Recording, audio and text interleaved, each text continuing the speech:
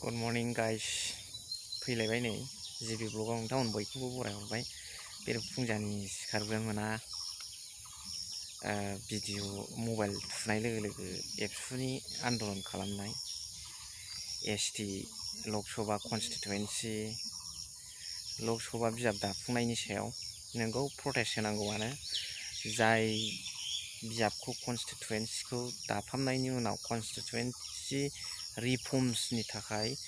बर'फ्रा एसटिफ्रा खहा गोनां जानो थांगासिनो दं बेनि सायाव प्रटेस्ट खालामनाया जोबोद मोजां बाख्नायथाव बिदिनो मावनांगौ हारिनि लोगोसे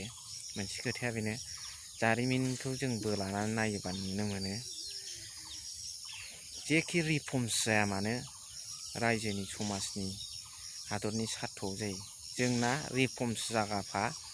खहा जागाफा रिफर्मस जागाफा खहा जागाफा बिनि सायाव प्रटेस्ट खालामनांगौ जों बयबो सुबुंफ्रा बर'फ्रा सांग्रां जानांगौ आरो बर'फोरनि सायाव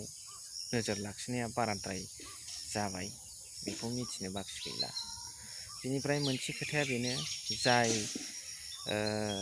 लकसभा कनस्टिटुवेन्सिनि थाखाय गोबां जारिमिनारि नेरसोन थालांबाय गोबां सेक्रिफाइसनि गेजेरजोंसो बेफोरबादि लाइना फैदोंमोन दिनै बेनो जुदि ओरैनो इजिलि मालायनि गावस्रा होनाय आखलाव थाङोब्ला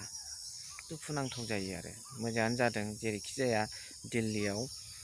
मेम'रेन्डाम हरफिननांगौ जायखि आफादानो जाया मानो ओमफ्राय लोगोसे नैबे मोनसे खोथायाबो बिराद दुखुनांथाव बाथ्रा दैबाना जानानै थांबाय दाख्लै गिदिरनो इमारजेन्सि फान्ड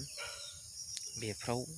जों आगोलहाय फैसा बाहायनाय रायजो राजाफ्रा एसे एनै सहाय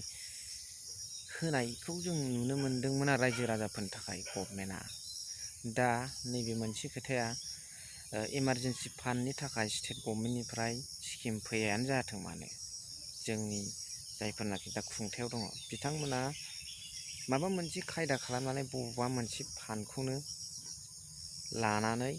इमारजेन्सि फान्ड बादि बानायनानै पेकेज खालामनानै रायजोफोरनि सार्थआव मावनो हायो गोदो जेरैहाय मावलाबायदोंमोन एसे एनैबाबो फोलोमदों थिं बायदिसिना त्रिपाल टुपुल दैबाना जानाय समाव माइरं दालि बिदि मोन्दों जों मेगनजों नुबोनाय आरो बेफोरबायदि प्रिभिलेजेसफोरखौ मानो दा एट प्रेजेन्टआवहाय why we should not have बिदि आरो जेनेबा दा जोङो बुंबाबो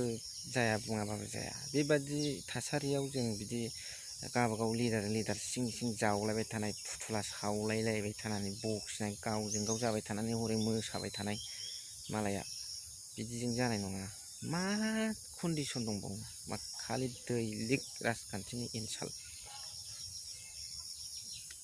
बेनो टपिकआ लोगोसे माबा ओरैनि मुथि फुथुला सावलाबायनानै होख्रावलानायासो उल्थासो जों मा जानो थांगासिनो दङ बेफोरखौ सानो जों इयुन जोलैफ्रा माखासे खोथाखौ सानो लोगोसे नैबे मोनसे खोथाया बेनोबाव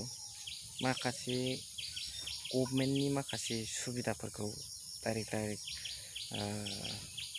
बे स्किमफोरनि खोथायावनो होन एसेबाबो जाद'नो साइन टाइमफ्राव बिराद बोलो होबाबो हाया जायो आरो एखमबा बिदि स्ल' जानांगौ बुस्थुआ जेरैखि जाया सोलिनाय सिङावलाय माबा मोनसेयालाय बे थाखायो बेफोर आन्दोआव ओमफ्राय नैबे मोनसे खोथाया इयुथ्सफोरखौ लासै लासै सल्भ खालामनायनि टारगेटआ मोनफ्रोमबो जेखि गभर्नमेन्ट फैया मानो थानांगौ जों नुनो मोन्दों गोदोनि दिनाव जब साख्रिखौ बिटिसिआव सोबाय थायोमोन बिटिसि ओनसोलनि हारसायानो जा बर'आनो जा मोनबाय थायोमोन लिडारफ्राबो सोयोमोन आरो लोगोसे माखासेखौ बिदिनो फैयोमोन आरो 4 ग्रेड बेफोर फैयो ओमफ्राय मोननायफ्राबो दङ ओमफ्राय नैबे 3 ग्रेड अनेक नुनो मोन्दों गावबागाव पावारखौ आखायाव लानानै लकेलनि जोंनि सुबुंफोरखौनो जों मोनदोंबो अनेकनो सुबुंफ्रा दा बेफोरबादि एन्ट्रेन्स फाथिनानै साख्रिफोरखौ हला हल बेसेबां मोननांगौ बेसेबां माबानांगौ मोनसे प्रसेसनि गेजेरजों होलांबाय था एडभार्टाइज दिरुनलांबाय थानांगौमोन दा बेफोर गैया गैया जानायखौ बोरैबा नुहुरो आरो। मोनसे खोथाया बेनो, जाय मोनसे मोननायनि थाखाय जाखिनि गिदिर खहा जानो गोनां दंब्ला बै मोननाय फिथाइखौ नाजावनायनिख्रुइ नागारनायानो साबसिन जायो। खोथाया बबेबा मोनसेनि गेजेरजों हारिनि थाखाय आरो फैबाय थानाय इयुननि थाखाय गिदिर खहा जानो थांदोंबा बै फिथाइखौ जेसेबांखि अजन गोनां भेलु गोनां जाया मानो बेखौ एबान्डनेट नागारनायानो मोजां जायो आरो। बेनो गाज्रि माबाफोर भुल गोरोन्थि बुंफ्लांदोंबा निमाहा हो। थेंक इउ भेरि माच फर वाचिं, लाभ इउ अल।